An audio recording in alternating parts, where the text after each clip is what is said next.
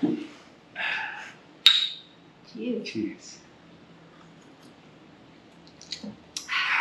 Hey guys. Hello everyone. So we didn't get a chance to put the vlog together of our adventure this week, so we've decided to do a Q&A instead. Mm-hmm. And we haven't done one of these before, no. So bear with us. We're not really sure how to start them, so we'll just we'll do our best and we'll get the ball rolling. Just jump into the questions. Yeah. Thanks for the questions, by the way. Mm-hmm. Anyway, we'll start off with the first question, which is there anything you wish you did take along with you and anything you did but really didn't need? Yeah, there were several things. Yeah, so the things that we didn't need, the first thing was we thought that we wouldn't need them. We actually had sleeping liners and we bought them before we left, but we thought our sleeping bags that we had were going to do the job. Jason was pretty sure that he was not going to need sleeping liners. I think we will need our liners. Yeah. I wouldn't say it was super cold last night. No, it wasn't cold at all, but my sleeping bag was way warmer than I needed yesterday. I didn't need it most of the night. That's why I even got a thinner sleeping bag. Tina got the last thicker sleeping bag left, but I thought I'd be fine with the thinner one. Look at this, he's got a puffy jacket on, his fleece. He's got 2 thermal bottoms on, 2 pairs of socks, thermal long sleeve. What else? 2 pairs of jeans. You got 2 pairs of jeans on? You did not. I put my riding jeans back on again.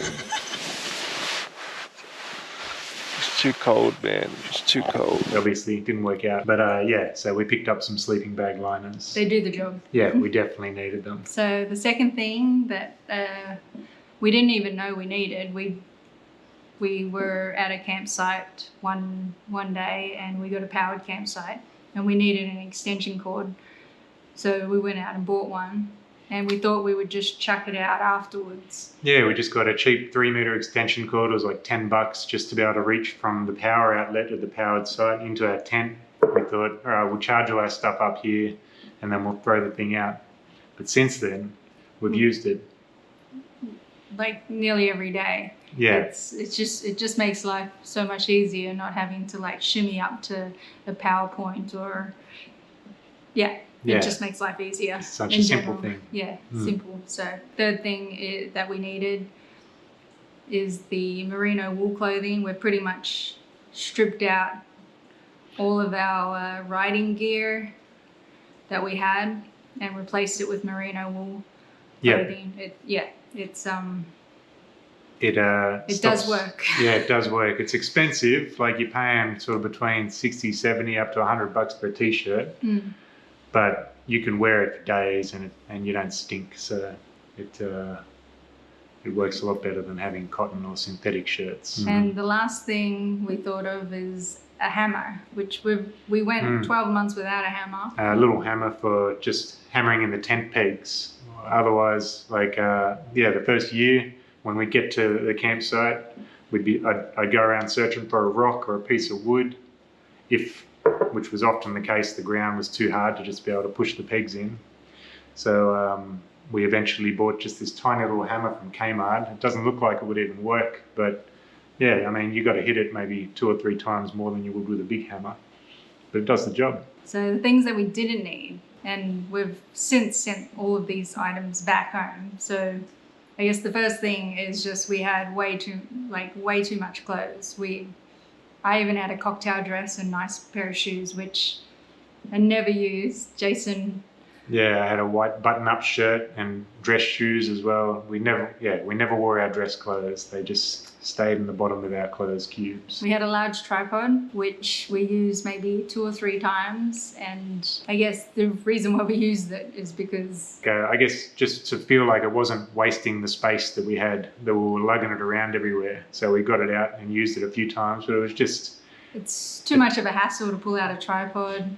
Takes too long, so we ended up actually it broke. Yeah, it also fell apart when we went over the corrugation and it lost parts off it. So now we just use a small tripod with a selfie stick on top to do that job. Yeah. I started off with a lot of makeup. My makeup case is probably half the size. I mean, I took fake tan when we first left, and nail polish, which I don't even know why, because I never painted my nails at home anyway. But I thought I'd bring some nail polish with me. All that is no more. One thing that we thought would be nice just to have like a little bit of touch of sort of. So we didn't have these at the touch start. Of glamour. Yeah, on the campsite. It was something that we wanted, that we thought we needed. Maybe halfway through the trip, I was like, we should get some wine glasses. And then so we got them, and it was really nice the first couple of times, and then the wine glasses just became annoying. They got in the way. Yeah. It was after we'd sent some stuff back, so we're like, we've got this extra space. Just being like human nature, you got a bit of extra space, so you try to use it. It was, it was nice to have wine glasses at a campsite a couple of times, but yeah, then we got rid of them. All right, so the next question. That was just question number 1. Yeah. Looks like it's going to take some time to get through these. We'll try to make it a bit quicker. All right, the next question. How do you control and edit your drone footage? All right, so early on with the drone, when we didn't know what we were doing at all, we're still learning, but it was scary to put Roger up in the air. We didn't know what we were doing, how long the battery would last, when he would drop out of range, all that. So we pretty much just stuck to getting static shots. We'd float him up somewhere, put him there, leave him there, and then we would just ride through the shot. Yep. And any movement in the drone shot was always done in the video editor. It was basically just the Ken Burns effect, where you would zoom into the footage and then move it along. And it would make it look like it was like following. Yeah, give it a bit more of a dynamic feel where it looks like it's following the riders, but it's actually just the drone's far away getting a static shot. Yeah. Since then, so that was pretty much the first 23 videos. A lot of the way we're doing it now you haven't seen yet because we haven't gotten up to that footage. One thing we didn't mention is that the DJ, so we've got a DJI Mavic Air 2. The DJI app comes with a follow mode which uses visual tracking called Active Track, but we've found that doesn't work very well. Tried it a couple of times and it'll track us. You might get like 3 seconds worth. I don't know whether it was... Maybe, if you're going real slow. I don't know whether it was because the 2 bikes, we looked the same, so it would lose us and it just wouldn't work. It just wasn't good. So after a bit more research, I found a third-party app called Lychee that I figured out how to install on the drone, on the DJI controller as well. And it has a follow mode that uses GPS instead, where the controller is like a beacon that the drone follows. So now we use the Lychee app when we want to do following, and we use, for a different kind of dynamic shot, we use the DJI quick shots where you can get it to do just a circle or like a droney flying backwards looking at a target type shot, and we'll ride through that as it's doing a circle. You guys haven't actually seen any of these sequences yet because we haven't put them together. But put them together in my mind. But they're coming. They're coming. But just we plan on doing another video of we'll go into it in a lot more detailed drone instructions, step by step, of how we do the sequences and how we fly the drone, how we film it, and how it gets edited. Yeah, Jason does the filming and I do the editing. Yeah, I fly Roger and the team does the editing. All right, next shot. No, next next question.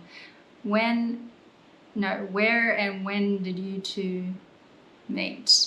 All right, that one's quick and easy. Yeah, that is easy. A long time ago. 17 years ago, actually. Yep. 2005. Yep, on the corner of Bathurst Street and George Street in Sydney. That makes it sound dirty. No. We were both working at IBM. At work. We met at work. Yeah, so we met in 2005. We got engaged in 2010, 5 years later. Married in 2012. And we've just celebrated our 10-year wedding anniversary. Yeah, just last week. Yeah, last week. Yeah, 5 years. Man, I remember at the start thinking... 5 years of just going out before getting engaged seemed like a long time. Yeah. Now, not so much. Not so much. Right, that was a quick question. Yeah. All right. Number 4. I am quite interested how you transferred the bikes from the tip of Cape York to Cairns. Is it very costly? Thinking about doing a similar trip, but try to do one way only. Mm-hmm. I'd say that's a good idea. Yeah. I Doing hate it one riding way. back like over the same road. Tina hates travelling back anywhere. If we're walking somewhere and we pass and she wants to pick up something from a supermarket, but we've passed the supermarket by like 10 metres and it's like, oh, we can just, no, we've already passed it. Yeah. We used a company called C-Swift. It was just over $1,500 for 2 bikes and that allowed up to... Yeah, $1,575 for 2 bikes and that allowed up to 500 kgs. Mm-hmm. And our bikes, we estimated, were around 230 kgs each. And the flights back from Bamaga Airport to Cairns were 500 for the 2 of us. Yeah, so just over $1,000 each. Which sounds expensive, but it would have probably taken us 4 days of riding back from the tip to Cairns, which isn't free. You've got to pay for accommodation, fuel, food, all those things, which aren't cheap along the Cape as well. Yeah, for a basic room along the Cape, it's $150 a night for a donga. And we already explained how Tina feels about going back along the same track. Especially one that's corrugated as shit. So well, we've got all the details about C-Swift and Rex and the prices and everything on our website. We'll put a link in the description below as well. They also do an adventure cruise where you can go back on the ship with your bike. They didn't have it on offer when we were there because of COVID, but that might be running again now. So I would, I think I read that it's starting back up in 2023. Oh, really? Yeah. Yeah. Yeah, So, that would have been perfect for us. And I would also suggest booking in advance. We booked the day before we dropped the bikes off, basically. So we didn't give them much notice, which is why it took 8 weeks for them to get to Cairns because there was a delay. There was already bikes there waiting, and there was a delay because the bikes needed racks to go onto the ship, and so ours were back in the queue. But if you book ahead, the ship only takes 3 days, I think the voyage is. And they ship maybe 3 times a week or something like that, Yeah. or twice a week. Anyway, next question. How long are you guys traveling for? And are you happy with the bikes? Would you consider changing them in the future? So we've been travelling for 15 months now. We left in April 2021 and we're hoping to finish the lap by December. By December this year. So it'll be just short of 2 years that the Australian lap will be. Like 19 months or something like that. Yep. 19 at 20 months. 20 months? So year and a half. Year and a half, Year and a half and a bit. And would we? No. No, we're really happy with the bikes. What was the question? Would we? Would we change? Are we happy with the bikes? Yes. Yes, we're really happy with the bikes. We wouldn't change them. We haven't really had any issues. We thought after doing Cairns to Cape York, we thought there were issues, but I think by the time we got them back, we washed them, the noises had stopped. Yeah, my bike just started working again properly. There were some squeaky sounds. We think that was just the fine dust in like the suspension in the moving parts.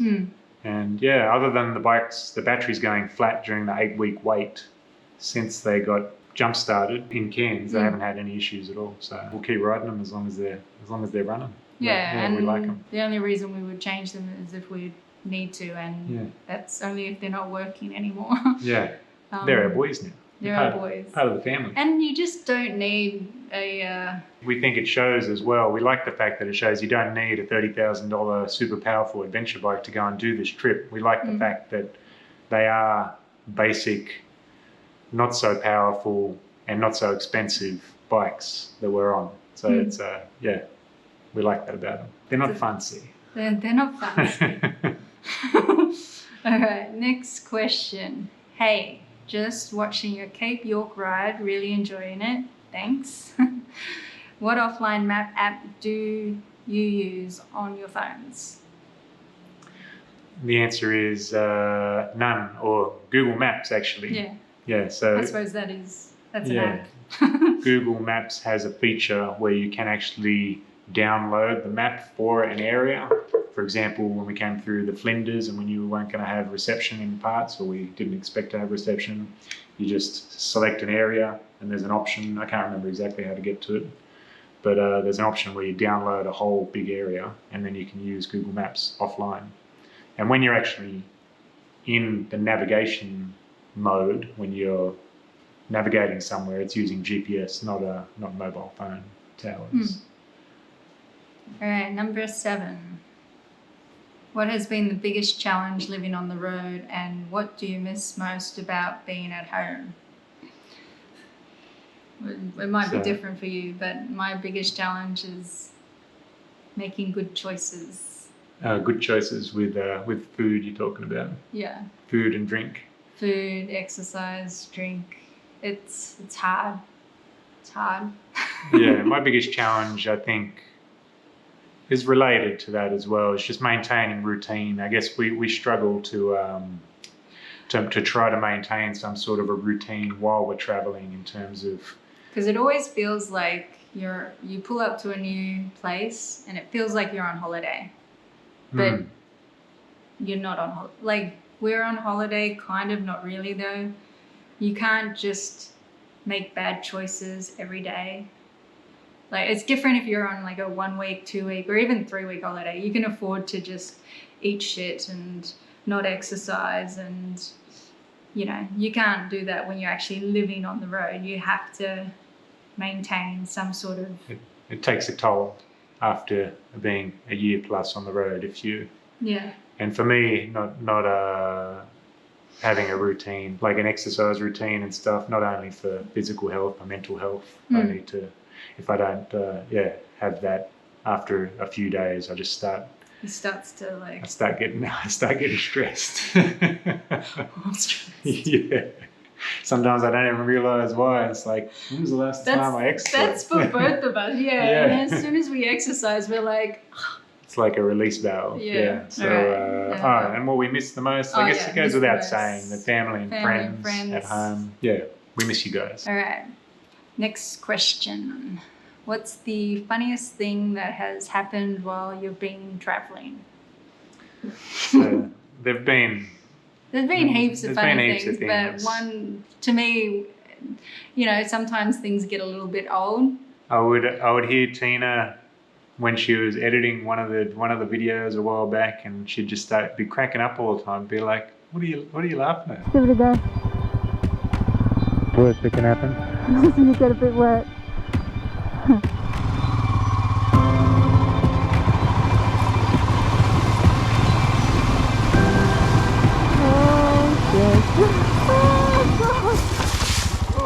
Are you okay?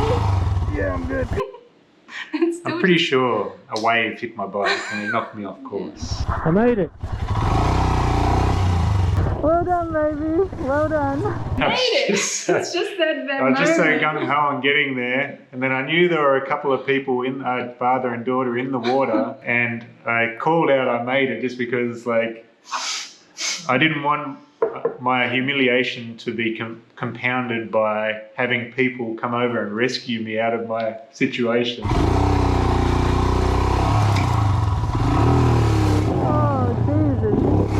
It's like, no, I made it, I'm going to get myself out of here. It was like, no, you don't need to come and help me, I got this. Even if I have to bloody crawl out of this spot. Anyway, I would still say that's the funniest thing that I can think of. Yeah. All right, moving on. Next question. Did you both always have a passion for bikes and traveling, or did one get it first and pass it on to the other? I'd say our passion, we've always had a passion for traveling, less so for motorbikes. Tina did ride motocross actually when she was a little kid.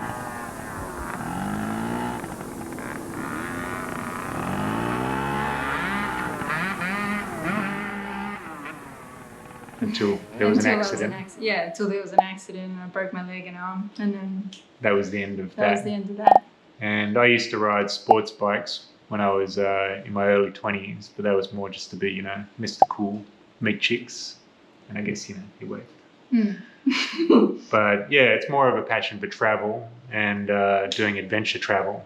And that's what led us both to the decision to get motorbikes. Yeah, I was just thinking the adventure travel stuff. So we did a cycle trip back in 2013, and something that inspired us to do that was the long way round.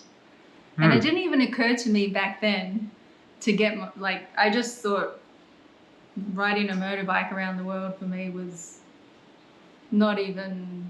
It wasn't a possibility. It wasn't a possibility. I didn't even think it was a possibility. But that actually inspired us to do a cycle trip. And I guess it wasn't until like COVID and everyone did was watch YouTube and watching like Itchy Boots and On Her Bike. And C90 adventures. C90, but more for me, Itchy Boots and On Her Bike. Yeah, saying these solo females. Women can do this too. Riding through Africa. It's like, man, I'm scared about riding around Australia. Yeah. So I don't know where I was going with any of this, but... But yeah, it was my motorbike show that originally inspired us to get into adventure travel. Yeah. But it took us this long to get around actually doing it on motorbikes. Is that what you're getting to? Yeah. Yeah. I think so. All right, what's the next question? What was that? Would you be able to do a moto haul video? Interested in the gear you guys have? Also, what you have upgraded, downgraded? We do plan on doing that sort of a video. We don't have any of our gear here with us, so we're going to do a video on all of that. Yep. Now that we've started this style video, we can... Yeah, we're going to do multiple videos on like gear and the bike setup. And the bike setup and, you know, the camera equipment and the drones and all that sort of stuff. So he also asked, how is the height of the bikes for you guys? Would you mind the suspension height at all? Would you mind? Would you change?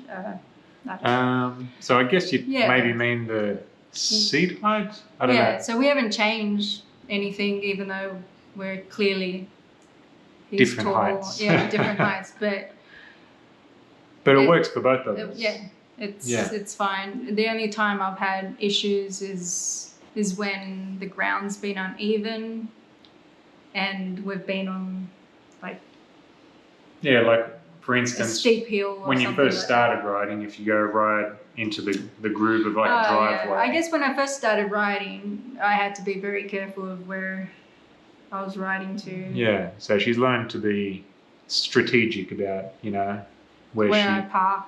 Where she parks to come out of it, like to be able to ride forward out of a parking spot if it's... That stuff all seems sort of second nature now. It's like changing gears or something. Yeah. We should say that's because you're on your tiptoes on the seat, and the seat height's 800 mil. Yeah. No, I was going to say that the only time when it really has been a problem is when we were at Riverside Campground.